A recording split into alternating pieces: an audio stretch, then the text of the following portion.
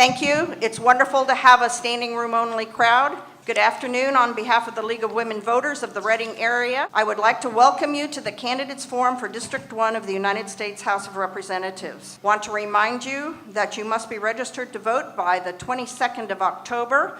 We do have a registrar over here to register you if you need help with that. You need to send your vote by mail request by 10:30. That would be October 30th. And the election, of course, I don't think this is a surprise to anyone in this room, is on November 6th. The League of Women Voters is a nonpartisan organization. The League encourages informed and active citizen participation in government and influences public policy primarily through education, but also through advocacy. My name is Susan Wilson, and I'll be your moderator today. Let me describe our format for the evening. First, I want to apologize that this venue is not large enough. I did my best at the last minute. I have to say the previous venue had room for 140. That would have left about 2/3 of you outside. But we did the best we could at the last minute. The order of speaking, there are only two folks, was determined by lot. Audrey drew number 2, which left Doug with number 1. And number 1 means that he will make his opening statement first. And the number 2 means that Audrey will make her closing statement first. The way that we do this is, and you can look down to the front, I have a timekeeper. What we're going to do is have 3 minutes for the opening comments, introduction of yourself, 3 minutes for the closing, so that we can capture those things that we missed along the way, and then 2 minutes for each question. Easy question, hard question, 2 minutes. So the timekeeper, who's the woman down there, will keep time. She will have a sign that lets you know when you have 1 minute left. I think that's a green sign. She has a yellow sign saying you have 30 seconds left, and a red sign saying stop. The questions will be asked back and forth. After Doug makes his opening comment, and then Audrey makes her, I hope you guys don't mind if I call you by your first names. Please. Okay.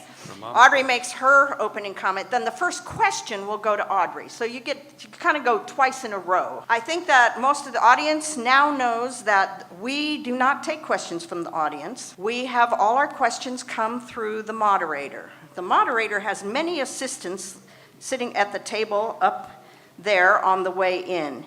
So if you have a question, raise your hand with your question in it. We will have far more questions than we have time to answer. So what we try to do is put the questions together. One answer from each person on a certain topic. I would like you to check your phones, make sure your phones are off. Everybody got that? I would like you to check your hats, make sure your hats are off. I want you to remember that this district, District 1, is a very large district. This district covers, and I'm sure you all know this, Butte County, Lassen County, Modoc County, Plumas County, where I understand you all will be tomorrow, Shasta County, Sierra County, Siskiyou County, and Tehama County. Most of Nevada County and part of Glenn County and part of Placer County. It is a very large district, and we're honored that we can have this event here. I would like to remind you that the League of Women Voters is really about civil discourse. We're about educating the public. Somebody said, why didn't you put these two wonderful candidates at opposite ends of the stage at their own podiums? And I said, because I believe in civil discourse, and if they can't sit next to each other, I don't know, you know. I mean, honestly.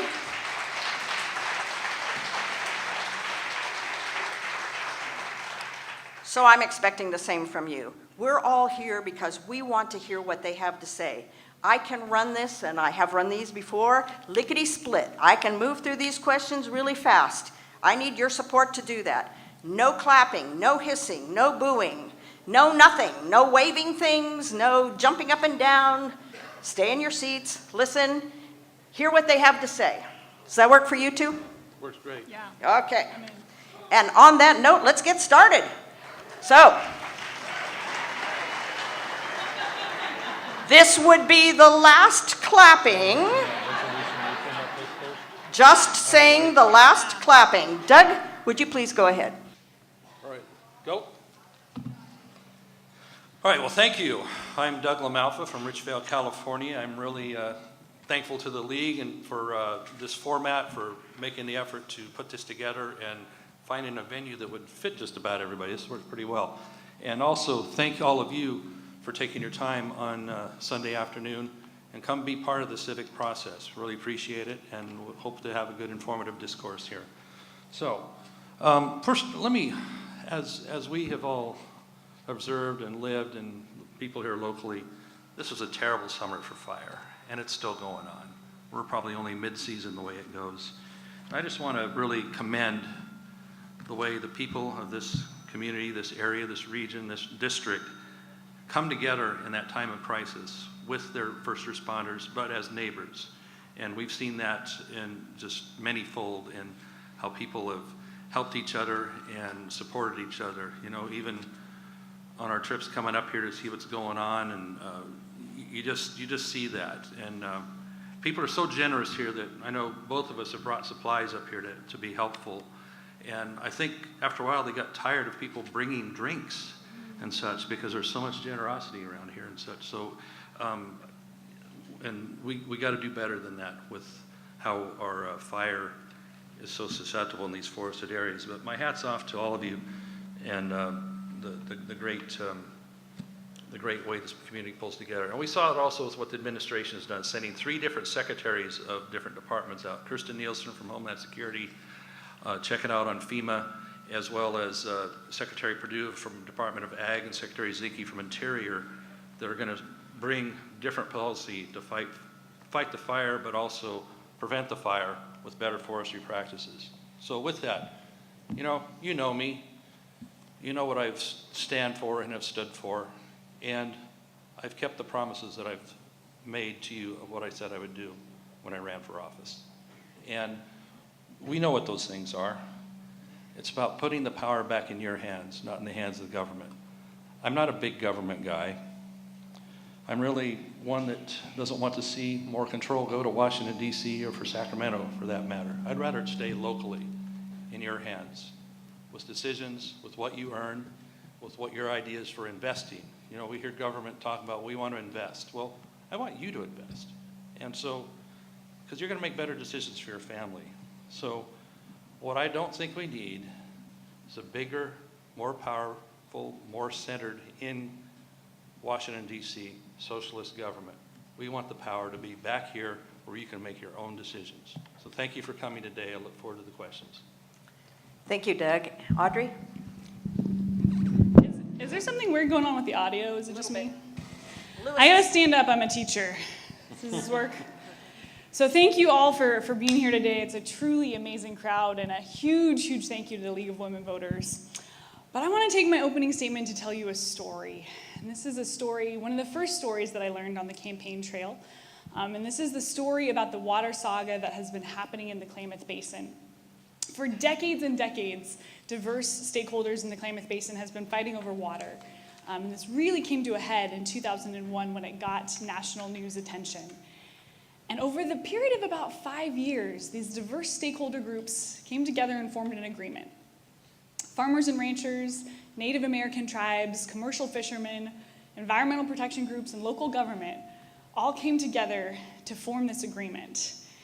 And it wasn't a perfect agreement for everyone. Everyone got something, but not everybody got everything they wanted. And in the course of this process, they learned something. And these formerly warring parties learned that the people who were sitting across the aisle from them weren't that different from them after all, right? They learned that they all cared about their families, and they cared about the land, and they cared about the river. And so in 2010, 39 diverse stakeholder groups came together and signed the Klamath Basin Restoration Agreement. And then all that was needed at this time was Congress to pass legislation to implement that locally produced solution. But Representative LaMalfa failed to pass that legislation before the deal expired at the end of 2015. And now, up in the Klamath Basin, we're losing fifth-generation family farms. And our Native American tribes and our farmers are back in the Ninth Circuit Court of Appeals litigating water rights. Folks, Congressman LaMalfa has failed us on this. And for me, this story is emblematic of the plight of our district, right? All across our district, we have local community leaders who are working hard to solve our problems. They're working hard to make our forests healthy, to make our school system better so our kids can get good jobs. They're working hard to make sure we have access to rural health care. And as your congresswoman, I'm not going to have all of the solutions to all of our local problems, and nor should I, right? Solutions to local problems shouldn't be handed down from the federal government. You in this audience, you, the community members, have those solutions. All we need is a representative who will act as a partner, who will walk alongside our communities and connect us to the national resources that we need to implement our local solutions. I am Audrey Denney. I'm an educator, I'm a farmer, and it'll be the honor of my life to be that leader for you. Thank you, Audrey. Just stay right there. Stand and I get the first question. The first question.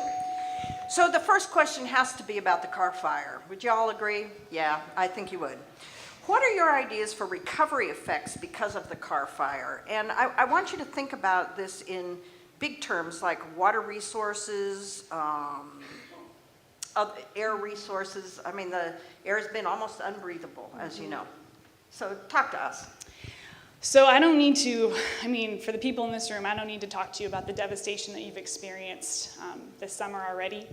And we have to continue to support FEMA in doing emergency relief. We have to continue to support the Small Business Administration, making sure we get loans back to you to get back on your feet. But folks, the way that we recover from this is we make sure it never happens again. I'm looking out here and I see at least 6 people I know in this room that have lost everything. And those people say we have to make our forests healthy so this doesn't happen again. And the congressman might tell us that it's environmentalists or it's red tapes that are making us so vulnerable. But the fact of the matter is our forests are so unhealthy and these ecosystems are so unhealthy because of a complex system of factors. The answer to making our forests healthy we have locally, because our Klamath forests look different. The Karuk tribe has an amazing integrated natural resource plan up there. The folks up in Quincy have the Quincy Library Group and their plan for making their forest healthy. What we need is streamlined federal funding, but local controlled solutions, and we need to increase the pace and the scale of collaboration. If we continue at our current rate of restoring 500,000 or 250,000 acres a year, we're in trouble, right? There's 6 million acres of forest that need to be managed right in the Sierra Nevadas alone. And so by using innovative integrated models like they're doing in Tuolumne County with a master stewardship agreement with the U.S. Forest Service, we can rapidly increase the pace and the scale of these management efforts to make sure that this doesn't keep happening. Thank you so much. Doug, same question. Sure. Well, we know the short-term problems are to help people immediately recover from the devastation they've lived with here in this Shasta County area where we have three fires converging. I mean, how maddening is this with the Carr fire, the Hers fire, and then the Delta fire, shutting down I-5 for several days at a time. That's an incredibly important artery from the Mexico border to the Canadian border. I mean, how can we have this happen for much longer? It's devastating to the economy and inconvenient for everybody that has to be rerouted through Bernie and McLeod and wherever else. So that said, in the short term, we need to find solutions, working with FEMA, helping people get back on their feet immediately. Unfortunately, with what it takes to get permits and find land sometimes to build new homes, or what it takes to clear off the properties that have been burned, people might be displaced for a year, maybe a year and a half. Now, some of your leaders from the city of Anderson approached me about an issue they need to have help resolving. If we can get this done, if we can help with some USDA grant money on this particular issue, we can have already available lots that have been vacant since 2008 with the downturn in the economy, kickstart right away and get people probably 6 to 8 months in their homes sooner by using some of these undeveloped lots and kickstarting the process. That's one small part of it. But big picture, long term, we're not managing the forest the way we need to do it all. Now, in Congress, you're going to see some phony billboards and stuff that says certain things, but actually we increased the budget to U.S. Forest Service so they can do their activities. We also separated out the emergency funding they need, because they are having to draw from their everyday funds to do the emergency funding for fire suppression. They've been fighting for that for quite a while. Myself and bipartisan effort with Mr. Garamendi and Senator Feinstein finally were able to get through legislation and funding so their emergency funds doesn't gobble up all their day-to-day operational funds that would do timber harvest and permitting, et cetera. So the long-term solution lies getting out in the forest and getting the job done of thinning. Thank you, Doug. Stay up there. The next question is, how are you and your team working to capture the votes of younger people? And we're defining younger in this group as 30 years or less. It still comes down to opportunity that this country stands for, has always stood for. Liberty, individual choices to do what it is you want to do with your time, with your investment. And it would be sure nice if they didn't have to come out, if they chose to go through college, a 4-year degree, or longer, or less, with this choking debt they have to deal with that basically hampers their ability to get started in life. If they want to go on and invest in a small business, or they get married and soon want to buy a home, they have this choking debt around their neck that it doesn't help. And so what happens? Well, we can give more Pell Grants, we can do more loans, but we find the universities are jacking up the rates in unison with the more availability of credit. So we got to do something to address the actual cost of going to school, going to college or trade school or whatever it is that the student chooses to do. So they have options to come out and they're not intimidated by the price of going to begin with. That would be extremely helpful. Congress was able to do legislation just 3-4 years ago to kind of tweak the price of financing on that, but it isn't enough. We need to get that price down more, but we also need universities to be responsible for addressing what students really need in the areas, in the courses they need to go out and be competitive in the broad world there. So with that, I'm all about what America's about, with opportunity. I don't think people really need to have their hand held and all that. They just need to have the equal opportunity. For those that need a little bit of hand up and a boost, we're there for it with some of the financing and things like that help. But they need to have something to come home to. That's why I'm fighting, so that in our rural communities, we have a timber industry, we have a mining industry, we have something that they can come home to instead of having to leave our small towns in this district, like I'm from, like Redding's a small town, Anderson's a small town. We want them to have the opportunity here, not have to go somewhere else in a high rent area where they're not going to be happy. That's the opportunity. Thank you. Audrey, same question. And it was how we're getting young people involved? Yes. Okay. Doing that by 3 ways. By talking about the things that they care about. Student debt, jobs, the environment, climate change. First way. Second way, I'm giving them ownership in the process. Ownership in their actual democracy, right? We've got 8 college interns this semester. We had 7 last semester. And they're responsible for rolling out all of our youth engagement strategies, all of our voter registration strategies. We're meeting them where they are, where we can find them, at voter registration bar crawls. We're showing up to where they are to engage them in the process. Folks, in the third way is we're reminding them that they actually have a chance to make a difference. They're disillusioned and they're disenfranchised because they feel like they don't matter. They feel like they don't exist. But when we walk up to them and we prove to them that their vote matters, that their voice matters, because this election is going to come down to a couple thousand votes, and they could be those votes, man, that gets them excited. And then we find ourselves in situations where I found myself a couple weeks ago, where I got a second $1,000 donation to my campaign from a downtown Chico bartender who had to pull money out of coffee cans that he had stashed around his house because he believes in this mission. He believes in what we're doing. He believes every single person is inherently equal in worth and dignity, which is what this campaign is about. So we're getting people involved, we're getting young people involved by reminding them that they matter. And I see a lot of young people in the crowd today because of that. Thank you. Hold on to that microphone. I must say there are about 5 young people sitting right outside the store right here. Okay, keeping it local, do you support raising Shasta Dam and building additional dams to store water? If raising the Shasta Dam would make it rain more, I'd be all for it. As it is, the 18.5-foot raising would cost $1.3 billion and yield us 51,000 more acre feet for water deliveries. That's 0.7% of the annual water deliveries from the Central Valley Project. And to put that in perspective, that amount, 8 times that amount of water, was saved in 3 months in the summer of 2015 by urban water users. Raising the Shasta Dam is a colossal waste of taxpayer resources. It's against the California state law. It violates the Wild and Scenic Rivers Act, and it would submerge some really, really important cultural heritage sites for the Winnemem and Wintu tribe. Other projects that I would definitely support. Folks, we are looking down the pipe at climate change. We need more storage.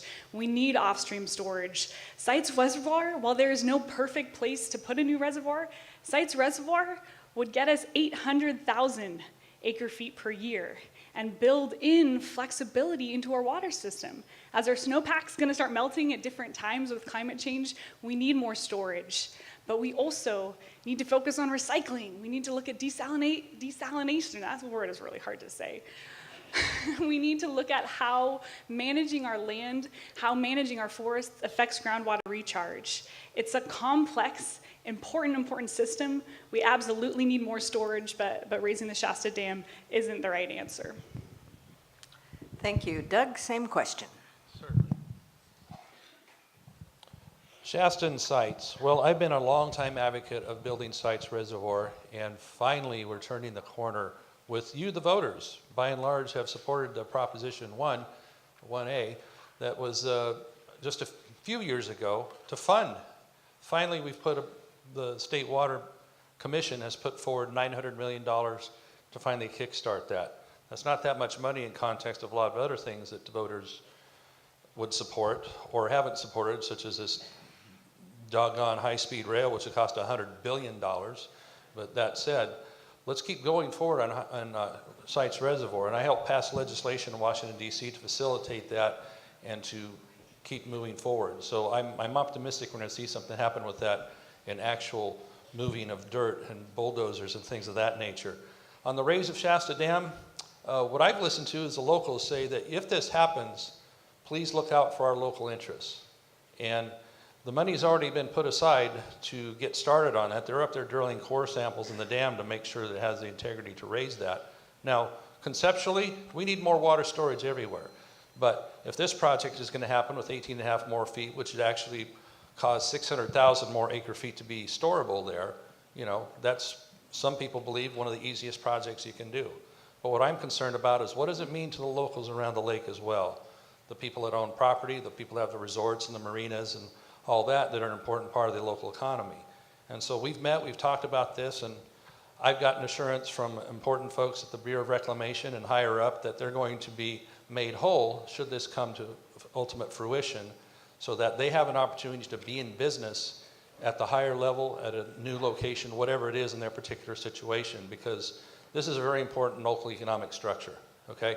So if we have additional water, it really doesn't benefit us up here per se, but what it does do, if we build Sites Reservoir, if we have more in Shasta, it takes the pressure off of us when there is a drought to come after the water we already have in a lesser number and have them come take it from us. So, thank you.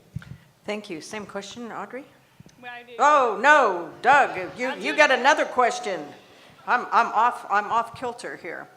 Okay, what are your thoughts on, we're going to talk about the Postal Service here.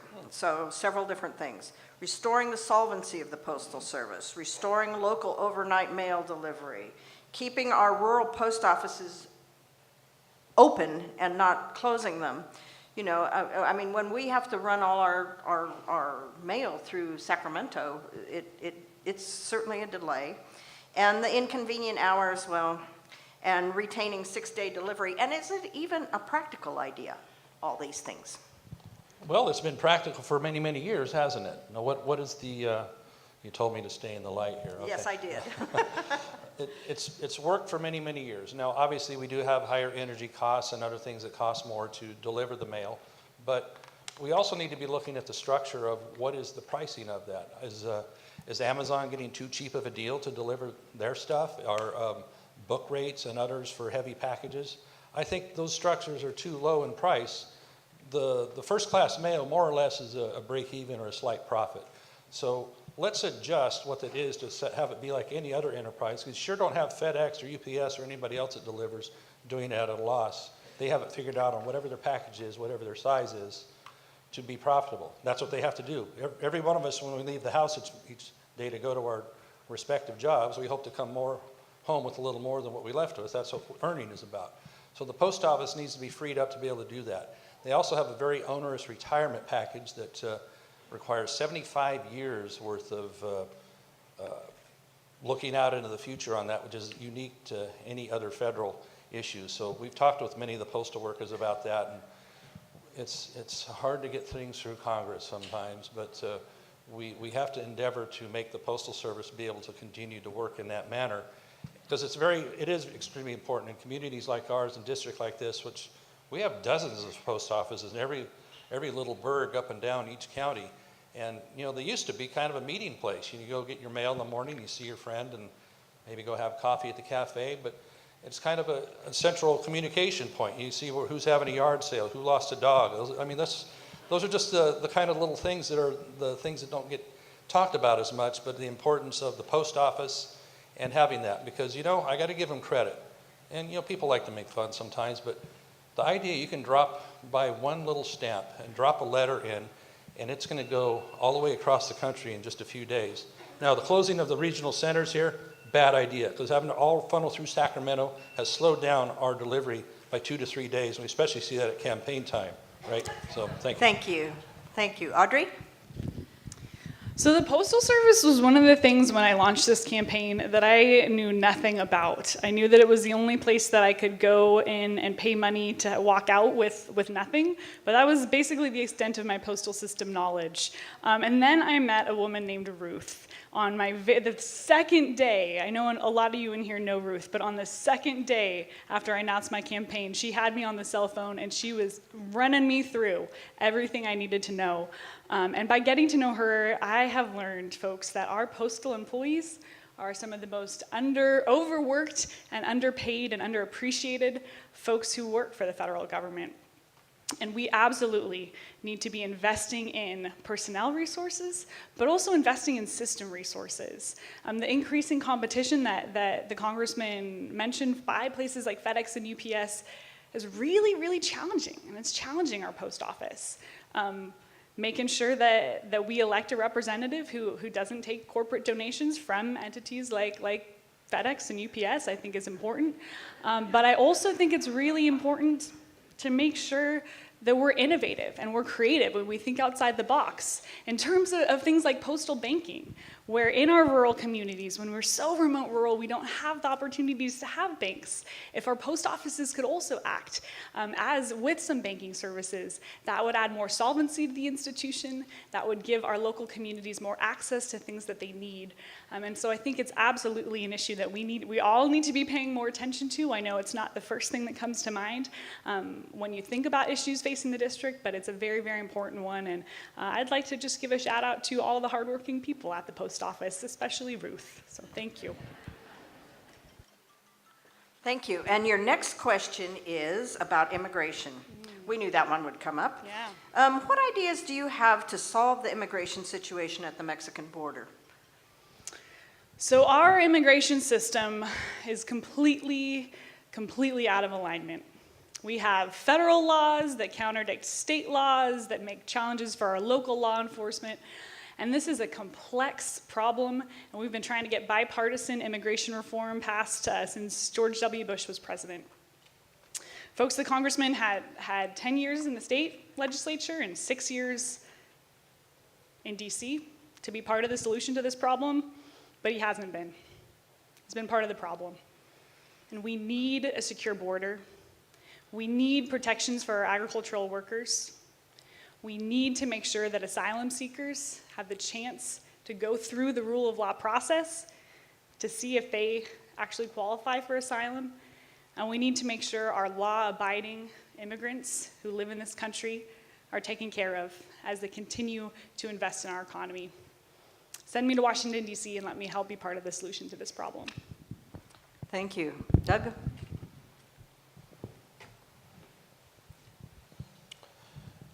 If you don't have a sovereign border that's enforced, you don't really have a nation, do you? So what does it take? We have the need to have whatever mechanisms it takes to have a secure border, both borders and our coast. So what that means on the southern border, which is usually the topic of conversation, is that some combination of whatever you want to call it, fence, wall, patrols, technology, surveillance, that would keep our border secure. But you know what we have in those fences? We have gates with well-oiled hinges that welcome people that want to immigrate legally, that want to seek work permits legally. If we don't have legal immigration, again, we have nothing, and we have chaos. And so to do anything other than that means we can do amnesty after amnesty. I'm not in favor of that. But if we don't first secure the border, then it really is just a sieve that is unmanageable. And it's not good for the immigrants as well. If they don't have legal paperwork, and you know, I'm in agriculture, so I hear that a lot as well. They need a labor workforce to do what needs to be done. There isn't the numbers of people that either want to do that work or are willing to do that work. That ties into some other issues. But that said, it's so much better for people to have legal paperwork to come and do the work that needs to be done, and then have that free access going back across the border where likely their families would be. That's a good way of doing business, because right now what those illegal immigrants are subject to is horrendous. With the coyotes, the things that happen to women that would come across the border are unspeakable.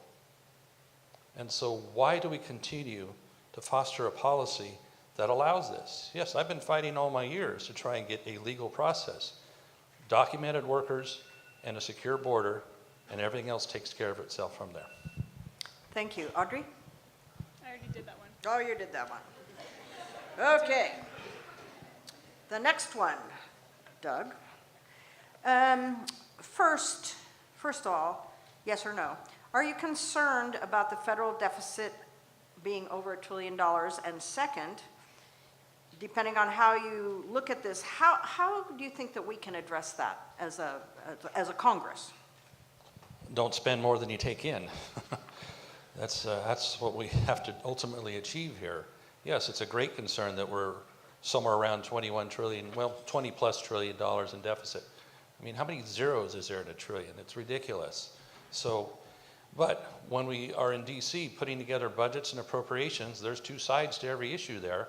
We've had some good fortune to lower the deficit in an individual budget year by quite a bit, but then some of the put-off spending or put-off reforms start kicking in and the number wraps back up. And so we're in a bad way on that. So my deal is I don't want to leave to next generations this continued deficit spending. And we can work our way out of that by this strong, robust economy we're seeing right now. 4.2% GDP. I understand one of the Federal Reserve units thinks it's going to be 4.7.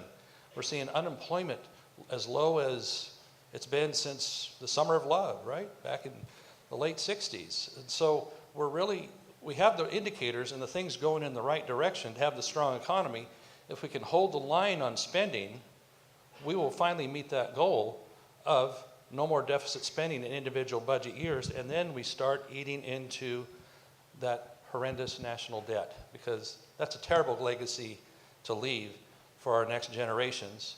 And if we see an increase in the interest rates by any significant number, then the cost to service that debt will eclipse pretty much the rest of the discretionary part of the budget we have. We won't be able to do the things we normally ask our federal government to do because they're paying off debt service. We have to tackle this. So a strong economy is going to help us get out of that. Putting the dollars back in the pockets of small businesses, of people, of families, instead of having to struggle to try and make payments, they can then invest and do what they see as fit and that makes our economy go, and that puts dollars into the coffers at fair rates of tax, not just increasing taxes. Thank you. Audrey, same question. Couldn't agree with the Congressman more. Absolutely, absolutely the deficit is a problem. What's especially a problem to me is the $1.5 trillion we added to that deficit because of the tax plan that was passed last year. The fact of the matter is, folks, the Congressman and I agree on the way to make this happen. We have to restore fairness to the tax code. The tax plan that went through was a massive, massive tax giveaway to the richest among us and corporations. They were supposed to create more jobs with that money. They were supposed to invest, but they bought back their own stocks. They didn't increase workers' wages. The people around here, we're not feeling this supposed booming economy. We are struggling. A quarter of the people in this district, and I'm assuming in this room, rely on Social Security to make their ends meet. The tiny, tiny amount of Social Security that you get. And Republican leadership in the House has already said that passing this tax bill to address this new $1.5 trillion added onto the deficit, they're going to cut your Social Security benefits and your Medicare benefits. It's already been said. Folks, we have to restore fairness into the tax code. They threw us a bone with the tax bill. I mean, you'll hear the number, maybe $2,000 for the average Californian family. But the fact of the matter is, corporations and the richest among us took home the whole cow. And we have to restore fairness to the tax code. That's how we attack the deficit. Thank you. Hold on a second. There are 2 empty seats in here. There's one up here, and there's one in the back. Could you raise your hand, the one in the back up there? So let's find 2 people who really need to sit down who are out there in that audience. One up here and one in the back. And one over here. So that's 3. Thank you. Okay, Audrey. Down and to the right, we've got one. Or your right, my left. Stage left? I don't know. That way. Theater was never my thing. That way. You like the pointing, huh? So, veterans, big issue, disabled veterans and veterans. I mean, not every veteran is a disabled veteran. What are we going to do to support those veterans? You'll be hard-pressed to find an issue closer to my heart than veterans issues. Couldn't be more proud of my dad. He's a Vietnam vet at age 19. He was accepted to 2 different colleges, but he signed up to go to Vietnam. He was shot down twice in the line of duty. He earned 43 Air Medals of Valor and a Distinguished Flying Cross for meritorious service. And folks, it took him 36 years to get all of his benefits. 36 years because of the backlog. He's 100% disabled. 70% of that is with PTSD. And the life-saving services of the Veterans Administration is the reason that I still have him. And it is my core belief that we have to provide our servicemen and women support when they come home. We have to train them again how to be civilians. We have to help them get jobs, make sure they find housing. We have to make sure that their mental health care is just as important as their physical health care so we can make a difference on the horrifying veteran suicide statistics that we see. 22 a day. We don't do this. We don't do this by privatizing the VA. We do it by fully funding and fully staffing the VA and making sure that new innovative programs to train our servicemen and women how to re-engage in civilian society are there. I commend the Congressman's efforts on getting us new VA facilities in the district, and I hope to see much more of that in Congress in the future. But folks, patriotism doesn't belong to one political party. We all in this room are patriots, and I'm so grateful for the veterans and the servicemen and women in this room. So thank you. Thank you. No clapping. You'll make Susan mad. They don't care, but I care. Doug, same question. Well, for me, I was 8 years as a state legislator where we had little say in doing that and doing anything to help our veterans on a meaningful way. But as a federal one, when we took office, immediately we jumped to work. My staff does stellar work on helping individual cases. We have a lot of cases where probably 50% of our calls to our district offices have to do with a veteran trying to seeking help and trying to get through the maze that a lot of times is the VA.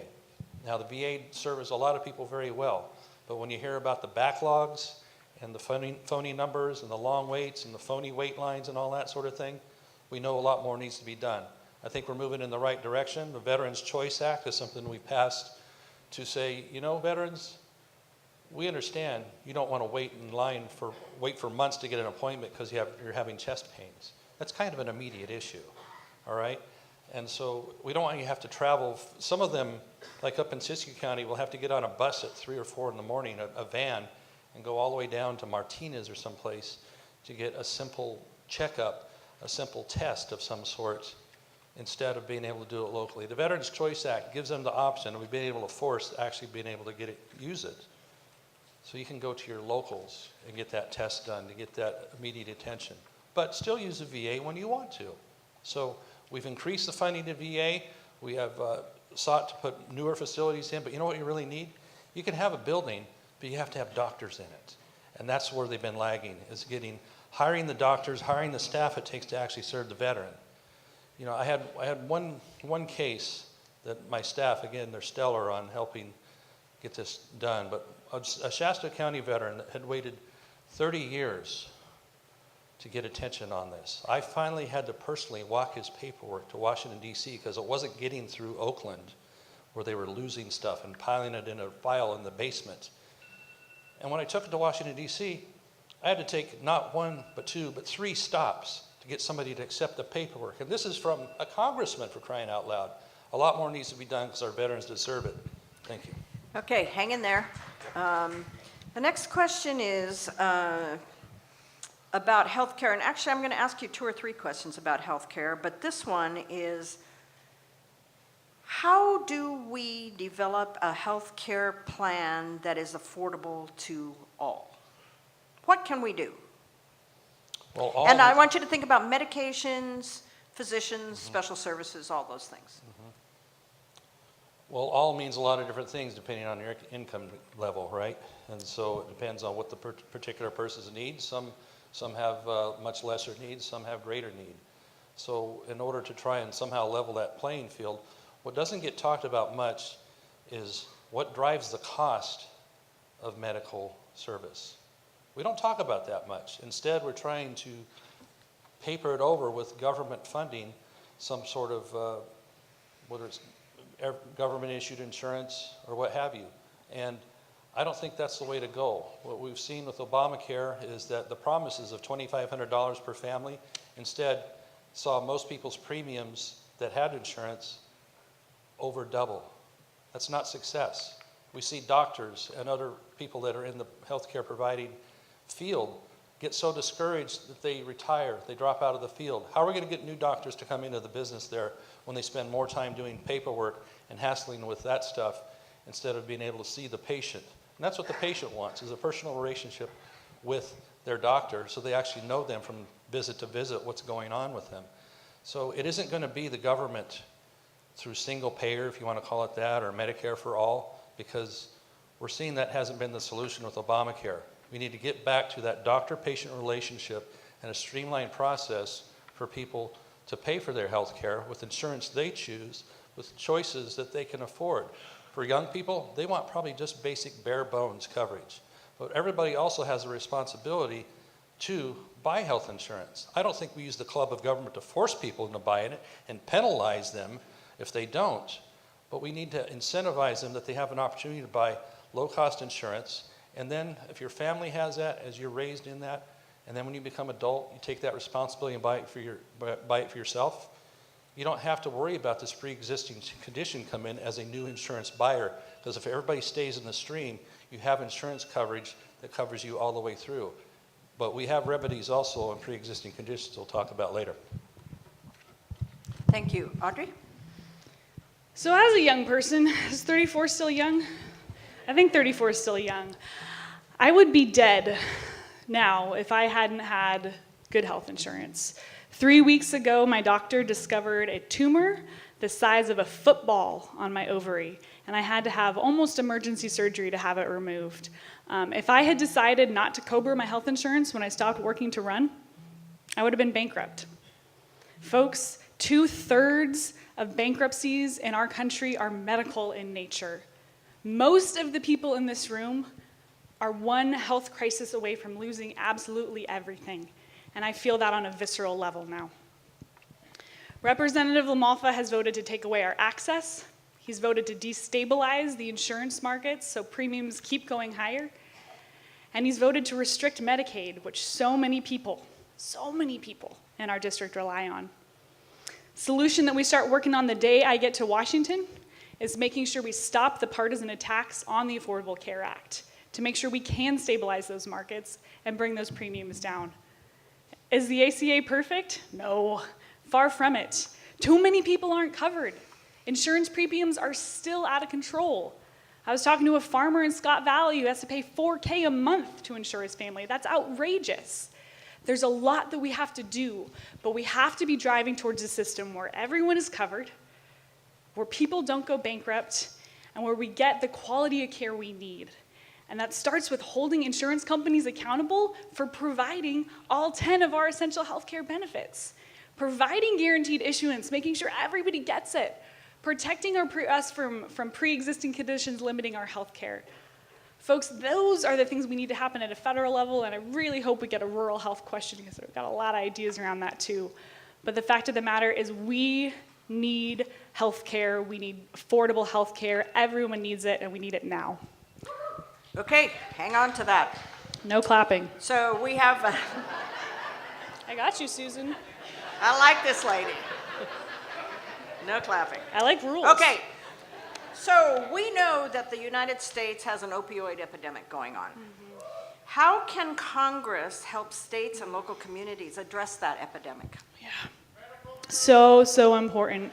Folks I was up in Modoc County, and I was meeting with the undersheriff up there, and he told me his 44-bed jail is completely full of people who need treatment, who need addiction treatment, who need mental health treatment that shouldn't be there, right?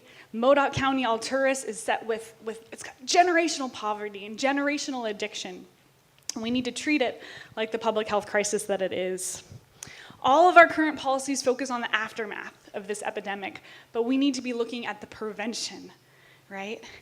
Also in Modoc County, I was meeting with a superintendent of schools, and he told me that he had kids coming into transitional kindergarten at age 5 that had already been verbally, physically, and sexually abused by addicted parents, by parents who are suffering. And the community, in the form of the school, has to come in and has to take care of those kids and make sure that they can become productive members of our society, right? But in order to do that, that superintendent needed to hire a caseworker. He needed to hire a psychologist. And the secure rural schools funding we had didn't give him the flexibility to do that.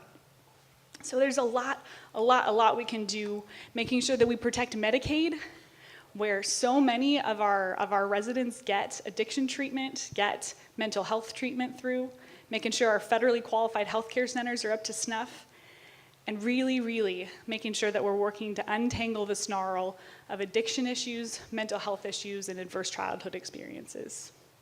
Thank you. Doug? The House of Representatives lately has passed several pieces of legislation targeting this opioid problem.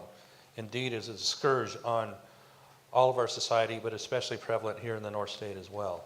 And so if we can allow these programs to work and see the results on that, then I think we can see these numbers start to go down. They're not just numbers, they're people. We know that.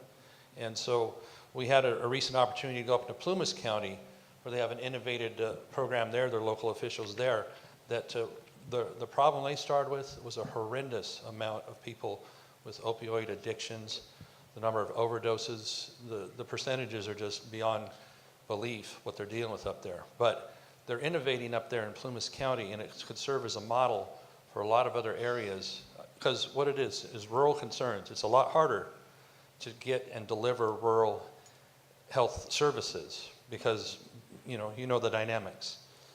strengthened rural economies is a big part of that, having the dollars flow back where they used to come from. We talk about secure rural schools where, that's actually, unfortunately, a government program that is replacing the timber industry. Now we're watching all this timber burn up everywhere. That industry used to put the money in the pipeline to help local governments operate and provide opportunity for people to be employed instead of being home depressed, where they turn to drugs like this, where you see domestic violence. So all these things are interrelated. All of them are intertwined. But what we've passed in the House of Representatives, along with a really good mental health bill a couple years ago, as these flower, we hope to see the results. But obviously in the short term, it's still difficult. So we have to continue the battle. And there's also the balance there where way too many opioids are being prescribed. It's so easy to get that it's ripe with abuse. But on the other hand, we have to make sure people that actually need them and deserve them do get them. So there's a balance there. Thank you. Where am I? Doug, next question. We're still on the medical stuff. So currently in Chico, no general practitioners or pediatricians are taking new patients. My allergist just announced she's retiring. There are no other allergists in the area taking patients. What can the Congress do to help states, local areas, fix the doctor and nurse shortage that we're experiencing in Northern California, for sure, in your district, but also in other districts in the United States?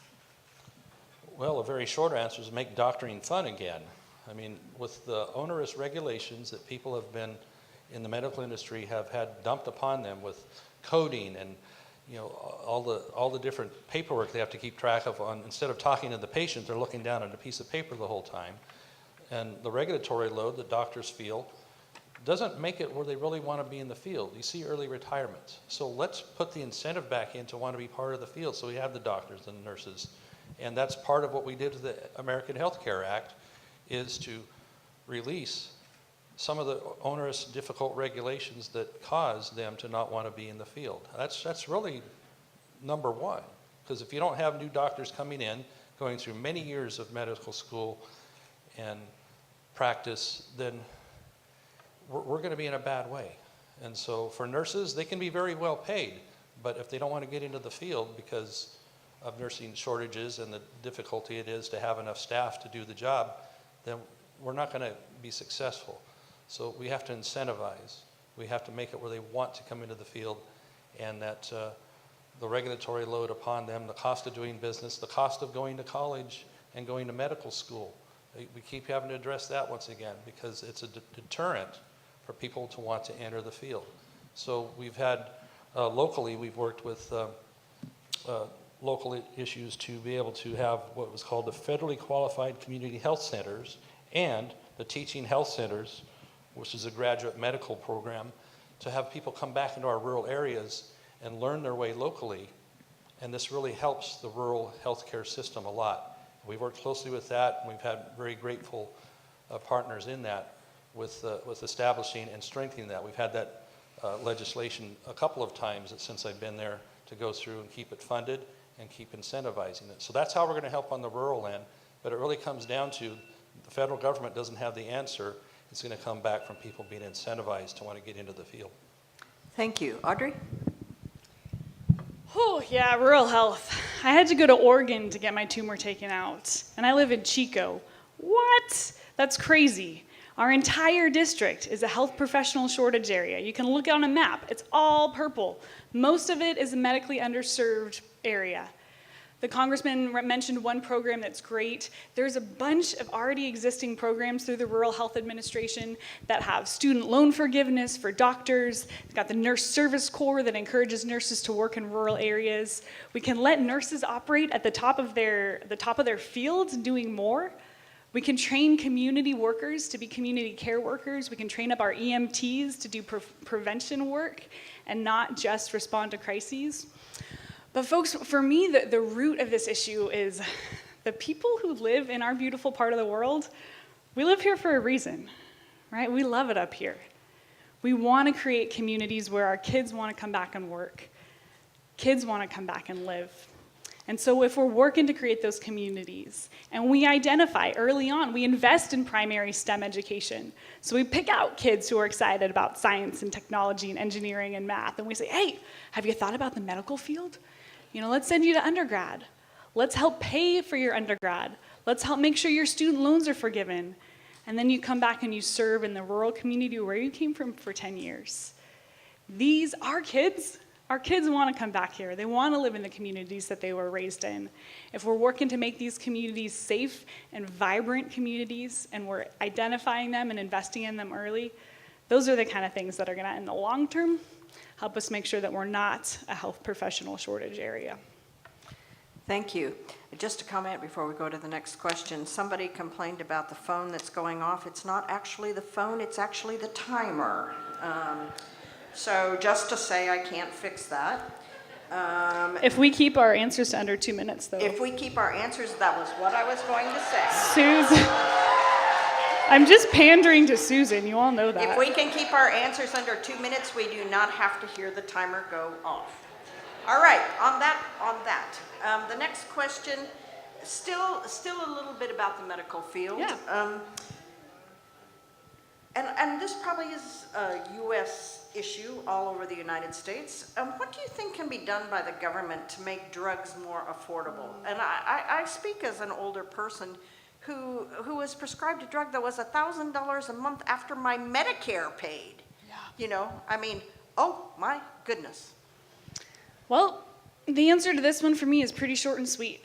We have to elect a new generation of leaders to Congress who aren't bought and paid for by insurance companies and big... No clapping! You're gonna get in trouble. That aren't bought and paid for by big insurance and by pharma. Folks, as long as the people who represent us care more about the profits of those companies than they do about the regular, everyday Americans who are living in our districts, we're gonna see EpiPens that cost $600. We're gonna see my acne medication that costs $200. I only bought it once. But this is, folks, we have to get a new generation of leaders who refuse to be bought and paid for. And then we have to allow Medicare to negotiate with them. This has got to be a top priority. Drug costs are increasing exponentially every year, and you, the people in this room, are feeling the brunt of that. Thank you, Doug.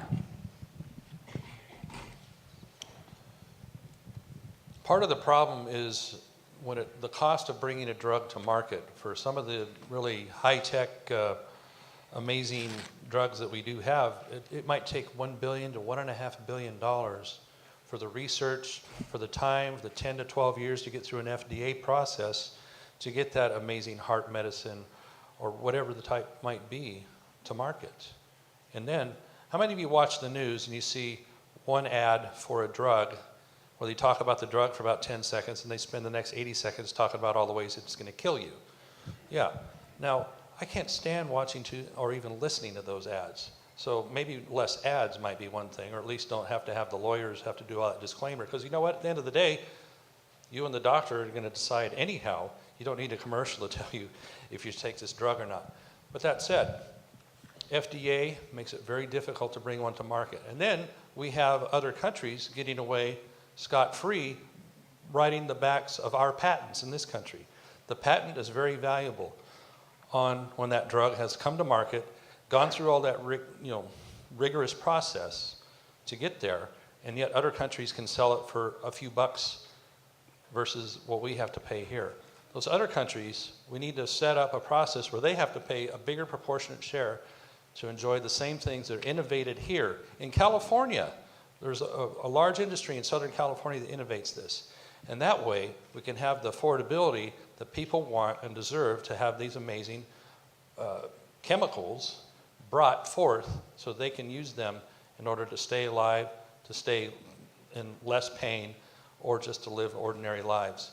And so the process really means, on the regulatory side, the cost of bringing the drugs to market and have other countries not be able to get off getting them so cheap just because they have regulations that say, well, we import these American drugs, we're going to tell you how much you can charge for them. Thank you. Watch that timer. So the next question is almost on the same lines, but slightly different. One of the groups in the United States that is most faced with poverty is older adults. And so I'll define older adults as those people 62 years and older. How are we going to manage our Social Security system, our Medicare system, so that we can take care of those people who have put a lot of money into the system as well? Well, the cornerstone of that is first, we don't touch Social Security for people that are already in the system or near it. But we do have to be very sober about how it's going to be sustainable long term. We see that in not that many years from now, it's going to go upside down with the number of people that are paying into it versus those that are drawing from it. It's going to be in a bad way. And so we have to determine that the benefit is sustainable long term so that people that are counting on it will not find themselves having the rug pulled out from under them that are already in the system. But it also means that people, the younger generation, they don't have any faith that the Social Security system is going to be there for them when it's their turn. And so what options should they have? Should they have an option to be able to go their own direction with investing in their own 401ks? There's other entities that are already exempt from being in the Social Security system. Maybe there should be a broader one.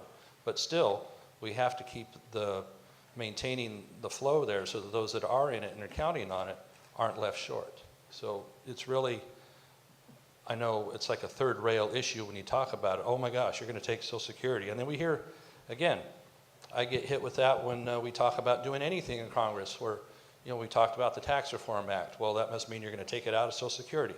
Nothing could be further from the truth. It doesn't touch it in any way. Now, what it means is that people are going to have more dollars in their pocket from keeping their money to begin with, and we're seeing the economy rebounding in a strong way because of that, because they're investing, small businesses are investing, and people are seeing $2,000 to $2,500 more they're keeping in taxes, as well as the people they work for are giving bonuses, are giving raises, and they're bringing jobs back home. So that's the positive. So if we can keep the positive flow going on that, we can continue to fund Social Security and work our way out of this problem we have, because we should not be tapping into that. And the amount of debt that's been taken by the federal government over the years is actually shameful out of the Social Security system. Thank you. Thank you very much. Audrey? So folks, we have a duty. We have a duty as Americans to protect the most vulnerable among us, especially our seniors. Social Security has reduced elderly poverty from 35% in our country to 10%, but we still have a lot of work to do. A quarter of you depend on Social Security. Currently under the system right now, it'll be solvent for until 2037, and that, as the congressman mentioned, concerns me as a young person, right? There has to be something we can do, and guess what? There is. The wealthiest 1% are not paying their fair share into the Social Security system. And if we raise the cap, if we eliminate the cap on Social Security, the studies have shown that it will be solvent for a long time. But besides just that, folks, our Social Security Administration, their budgets have been under attack. Right here up the road in Reading, the office right there has 14 empty desks. In the past 5 years, we've lost 4,000 people who work for the Social Security Department administration. And what that means for you, the people with white hair in this room, that means it's harder for you to get your benefits. It's hard to calculate. You shouldn't have to go online to figure out your benefits. This is life or death for you. You should get to go into an office, talk to a person, look at them in the eye who cares about you, to make sure that you are getting the maximum benefits that you are allowed to so you can live and retire in dignity.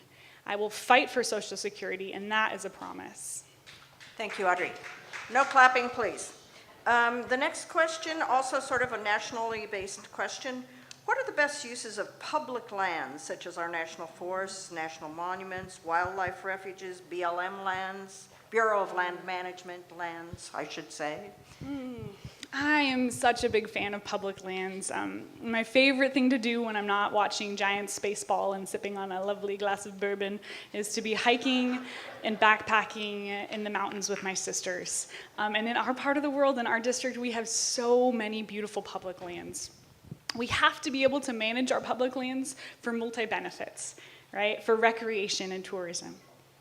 For sustainable timber and logging when it's important, right? We have to manage them to make sure that they're not a fire risk. We've got to be able to graze on our public lands to make sure that our cattle ranchers can be part of the solution. When we manage for multiple benefits, we can not only make the most out of our public lands, but we can also tackle some really important problems like climate change. If we're rotationally grazing cattle on public lands, if we're making sure we've got big old growth forests that are sequestering carbon into the soil, we'll actually be able to mitigate the life-threatening climate change that we see. But there's also challenges, right? I keep talking about Modoc County because I love it up there, but 80% of Modoc County is public lands. They've got no tax base. The sheriff I mentioned only has $3 million a year to run his county jail and run all of his public safety operations. The schools are strapped. So we as a federal government, when you send me there, we need to do our duty to our counties that have big public lands to make sure that they're not suffering, that their lives aren't made harder, because they're hosting the place where the rest of the state and the rest of the nation and world comes to play and recreate. So our public lands are beautiful, they're complex, and I will always fight to protect them. Thank you. Doug? Giants baseball, huh? Yeah. We'll go there. Hey, we agree. All right. Would you restate the question, please? What are the best uses of public lands, such as the national forests, national monuments, wildlife, refuges? Okay, gotcha.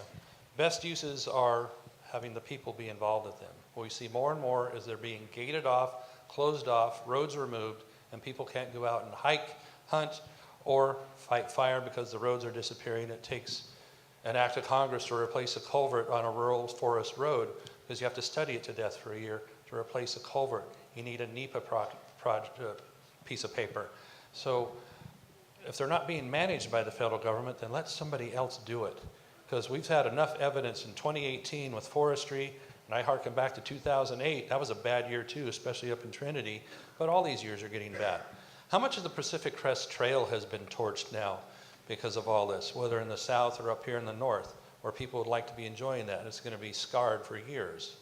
So for those that love the outdoors, we also need to be able to do a light touch on them to manage them so they remain safe, so it's good habitat, so that we can have a sustainable forestry situation and not have them all cut off. Every time they declare another national monument, like in Utah, for example, it isn't just an area where you might have a particular set of archaeological sites or an old growth area. They do 1.3 million acres at a time, which means hands off, whether it's wilderness or monument. And so that means you don't get to go in there anymore, whether it is for firefighting, whether it is for forest thinning, forest management, or other things that are beneficial that for our economy, for energy, all those things. So we need to be able to have a light touch as people in those areas in order to manage them and enjoy them. Because as it is, the more gates they put up, the more off-roaders that can't go out, the more hunters, hikers, whoever. It's just taken away what belongs to the people and put it into the hands of few that aren't managing them well in many cases to begin with. Thank you. The next question, do you accept the scientific consensus that human activities contribute to climate change, yes or no? And what should we be doing to combat what we do appear to have substantial climate change? Well, do you want to solve the question for, is climate change cyclical? And what percentage of it might be caused by human activity versus cycles anyway? So when you want to talk about the amount of CO2 and pollutants that have been released by nearly 1 million acres of forest burning just this year in California versus the efforts we're doing by getting in a tinier and tinier car and driving less or being forced into living in communities where you have to walk to work, even though we live in a spread out area up here. That's what comes out of Sacramento, that's what comes out of Washington, D.C. when you talk about things like Agenda 21 or things like these other issues that are coming with forcing people to how to use their property, how to manage their land, how to build the next buildings, because we don't even have the land these days to be able to build new homes because it's so highly regulated. So it's highly frustrating for people to have to conform to something that really is a moving target. And so when they say it's a consensus, it's not a consensus. But what are we going to do about it? What are we going to do about the effects of that? Are we going to build water storage as temperatures do get warmer in the cycles they do? Are we going to manage the timberlands as those temperatures, if they do change in a natural cycle? Or are we going to do nothing about it? So far I'm seeing a lot of nothing. It's been very difficult to make up for the lack of snowpack when it turns into rain instead, and the water all rushes out because we don't have places to store it. And when our forests, as they become more and more overcrowded with too many trees per acre, creating in essence kind of their own drought because there's too many trees per acre in conditions that might be cyclically getting warmer, we're not doing anything about that. So I don't accept that it comes down to us all having to pay more taxes and that burden being placed on families to have to pay more taxes for them to drivel away in Sacramento or Washington. Thank you. Audrey? So even if we stopped using all fossil fuels today around the world, in the next 100 years we would still see life-altering climatic changes. Folks, this is so important. We can't grow cherries in Butte County anymore because we don't have enough chill hours in the winter, right? We're experiencing the most intense tropical storms and hurricanes and we've ever seen. Our forests are burning in larger fires that are hotter, creating their own weather than we've ever seen before. The scientific community has come to consensus about it. What do we do about it? California's cap and trade program has shown that we don't have to do either or. We don't have to stop climate change at the expense of the economy. California's economy is the 5th largest economy in the world. Every year, cap and trade program gives us has the potential to give us $2.5 to $5 billion to combat climate change. Some of my maybe most favorite projects to talk about that we can do involve land management, involve how we sequester atmospheric carbon into the soil, because it's not enough to cap emissions. We have to start actively working on carbon drawdown. And we can, as farmers and ranchers, be on the front line of this. We can keep our soil covered. We can reduce tillage. We can make sure that we're investing in storing our soil carbon. I got 30 seconds. When I get talking about carbon sequestration, it gets weird. But we can make federal policies like California's Healthy Soils Initiative that are actively working to mitigate our climate change, that help farmers be more profitable. And we can do the same sorts of programs in our federal forests. So there's a ton we can do on this. I've worked a lot in climate change mitigation, and I would love to talk more about all you with specific policy things, but my time's up. Okay. Oh, But your time isn't really up It's starting on my turn. we actually only had one question about international affairs, which of course is part of the job. What is your view on the Israeli-Palestine conflict? In 2 minutes. Yeah, That would this be a is great. 2-minute question. This is the only Just foreign affairs top question. Yep. Okay. Well, I hate to tell you folks, but we're getting close to closing down here. What? Unless you guys want to stay Keep another going. half hour. We'll go another 2 hours. All right, so I could try to solve the most complex geopolitical issue in the world in 2 minutes. But for me, what this question and what foreign affairs really comes down to is America's role in the world, right? Who do we want to be? When I signed my statement of candidacy, I got to take the pledge of the office for which I am applying. And that pledge is to support and protect the Constitution of the United States and the Constitution of the state of California from all enemies, foreign and domestic. And right after I took that pledge, I started thinking back to my grandfather's generation, who fought in World War II. And after they fought the most atrocious war in human history, they came to the conclusion that promoting democracy and liberty and freedom around the world was the best way to keep our people safe at home, right? And so I want to live in an America that once again takes up the mantle of human rights, takes up the mantle of promoting democracy, liberty, and freedom in countries around the world. I want to stand up to authoritarianism. I want to stand up to tyranny and despots, right? I want to fully fund our State Department and make sure they are on the front lines of diplomacy. I want to make sure that we're using all of our economic might and weight to ensure democracy and freedom around the world. I want to make sure that we're fulfilling our commitments with our multilateral institutions. And I want to make sure that we're using military intervention as a last resort. Folks, it is time for America to take back its moral mantle of leadership around the world. I'm going to say no and reject this isolationist policy that we are trending towards. Thank you very much. Doug? Question again?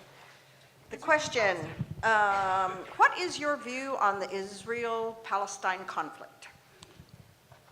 Prime Minister Netanyahu, a while back, was quoted saying that if the Arab world would put aside their arms, there would be peace. If the Israelis put aside their arms, there would be no Israel. No war if the Arabs laid theirs down, no Israel if the Israelis laid theirs down. Now that's a pretty telling thought here, because Israel is the beacon of freedom, of representative republic in the Middle East. People want to live there.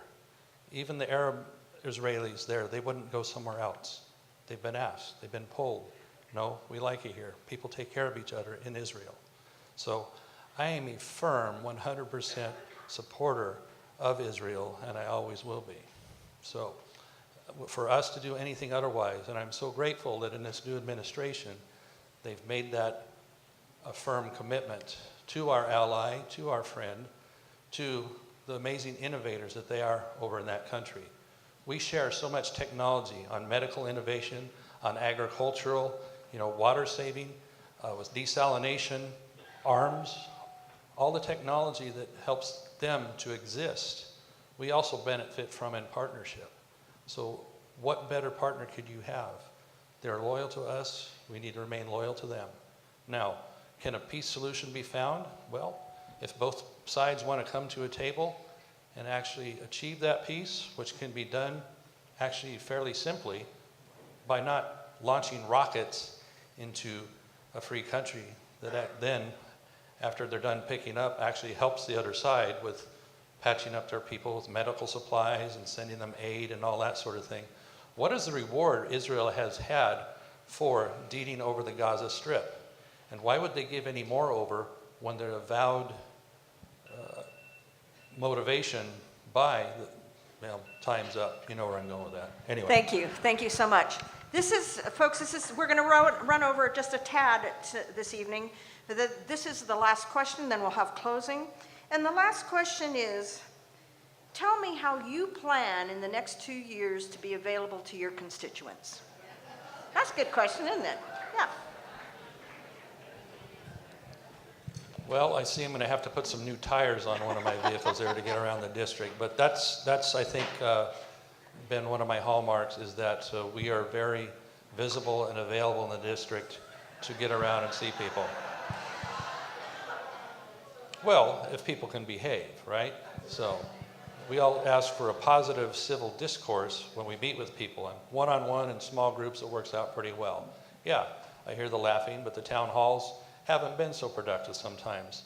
I used to really like to do them a lot, and we'll try them again. But if people don't want to be civil, then you're not going to have that kind of discourse. With that said, my staff, my team is very available, as am I, as much as the 2,538 United Airline miles allow twice a week. But I come home just about every single weekend to be with my family and with my constituents.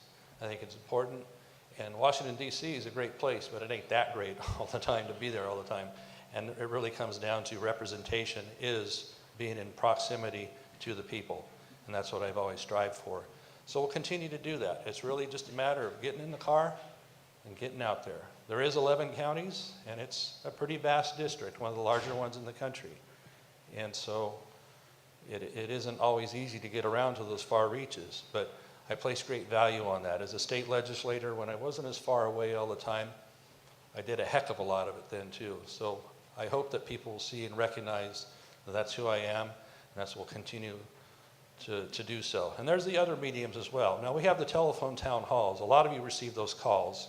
So I think that's a pretty good medium. People tell me they like it a lot because you can stay at home in your pink bathrobe with the fuzzy slippers and be part of a town hall without having to go out in the cold or the weather and like that. And we can ask and answer questions and things like that. So whether it's a town hall in person, a telephone town hall, or you sign up for our emails and all that, we want to have that interactivity, and we'll continue to do so. Thank you. Thank you so much. Audrey? So I gotta be real honest. Up until late last year, I had no intention of being in the political life. I have a great job, I have a great life, and the only reason I'm on this stage is I care about you.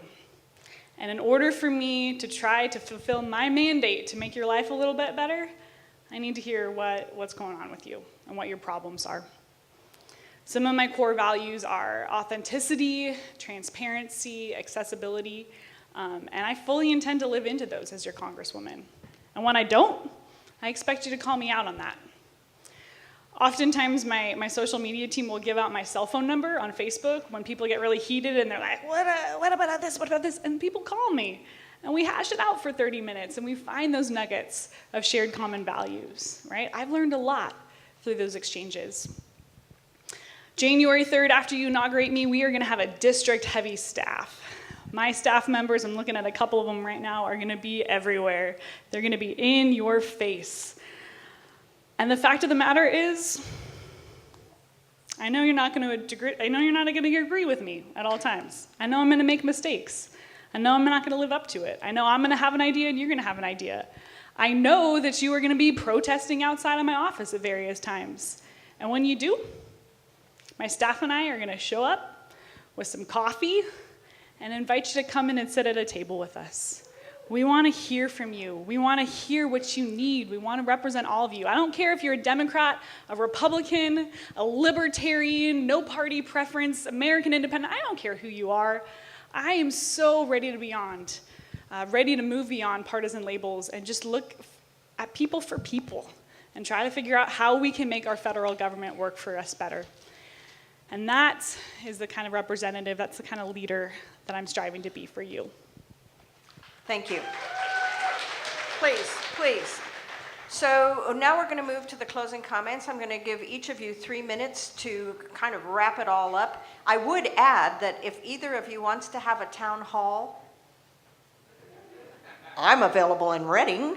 And I see the League of Women Voters from Butte County, Nevada County, Plumas County, all here. So we'll be happy to help. And great hosts you are. Is it my turn? I'm going to sweat through my blazer. We're going with the rules today. The congressman's going to pass out because my BO is so bad. It's rough. It is very, I will say, it is very warm up here. Just very warm. Please, 3 minutes. 3 minutes. All right, folks, I hope you've gotten a chance to understand a little bit about me over the past 90 minutes, but I know I'm looking out at a lot of folks, and we feel forgotten up here. We feel left behind up here, because we have been. But we don't have to be, right? We don't have to be. This November, we get a choice. We have a choice to make about the kind of district that we want to be, the kind of people we want to be, the kind of communities we want to be. Do we want to be communities that support the Modoc County Sheriff and making sure his 44-bed jail isn't full of people who need treatment? Do we want to make sure that school superintendent can hire a counselor and a social worker to take care of those little kiddos? Do we want to make sure that all of our veterans get the wraparound services that they need and deserve? Do we want to make sure that our seniors can retire in dignity and don't have to choose between top ramen and other super cheap food that college students eat? Yeah, we want to make sure that you're taken care of, right? We have a choice to make about the kind of district we want to be. We have a choice to make about the kind of representation that we want. Do we want to elect a representative who's been bought and paid for by corporate PACs and special interests, or do we want to elect a representative who has said no to that funding? Because that person only wants to be accountable to you, the people in the district, whether you vote for me or not, right? But most importantly, folks, we have the choice to determine what kind of country we want to live in. We have the choice to determine what kind of America we want to be. Are we going to resign ourselves to fear and to polarization? Or are we going to lean into the best of American ideals, our highest aspirations of our founding fathers and mothers that make sure we're promoting liberty and democracy around the world, right? That make sure we're taking care of the most vulnerable among us and making sure that we are providing equality and justice for all. Thank you. You may clap.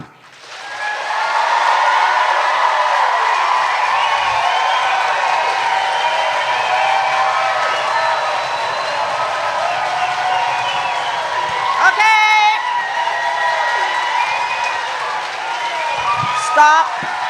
Stop now. Thank you. Mr. LaMalfa. That was a good Nixon pose there, Susan. Yeah, I like it. All right. Well, again, thank you for attending here tonight and doing your civic service as well and seeing what we are about. You've had a chance to hear from both of us, and we see some overlapping thoughts, but we see some different thoughts as well. And mine comes back to is that I think the opportunities that make this country great came from individuals innovating and groups innovating and not coming from Washington, D.C. or Sacramento, yet another heavy hand of government. And when you get to have a chance to define for yourselves what it is you wish to do with what you've earned, which we know that's hard to earn and it's hard to keep. And I think about that all the time as government spends and spends and spends, because this comes from the sweat of your brow. And so we have to be good stewards with your resources, whether it's your money or our natural resources or our people resources. So we need to defend our borders. We need to defend our interests as a nation. We need to stand firm with our allies, whether that's NATO, Israel, Japan, etc., and project the strength that America always has done around the world that has waned in recent years until now. As your representative, it's been an honor for me. If you choose me again for 2 more years, we'll continue to redouble that effort, because what matters most to you here in this part of the state is that, yes, we are outgunned by the urban areas. We feel it all the time. We have very few representatives in this part of the country compared to the other part of the state with the urban areas, and that's kind of the same all across the country. So we have to battle to have our rural voices heard. And I stand for and represent that rural voice in Washington, D.C. And I want my voice to be magnified beyond just one member of Congress. And I think we accomplished that, working in partnership. I said as a member of the Ag Committee, Natural Resource Committee, and the Transportation Committee, all things that are key elements to what we need to have improved and make our part of this district stronger. Now, we've seen an amazing rebound to the economy and the numbers of unemployment lower nationally, but we haven't quite seen the full effect here. Yes, there's more money in your pocket here locally. Things are starting to happen, but I want it to reach the far areas of all of our district here, the small towns, so we have those opportunities. So again, it's not what government can provide, it's what we can allow ourselves to do, because the answers don't always come from government, but it comes from one people united under God. Thank you. Thank you.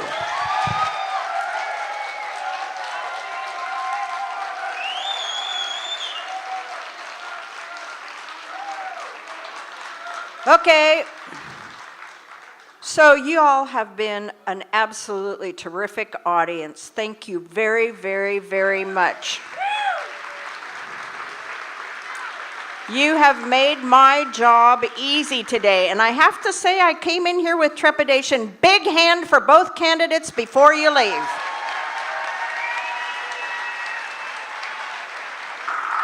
Please vote.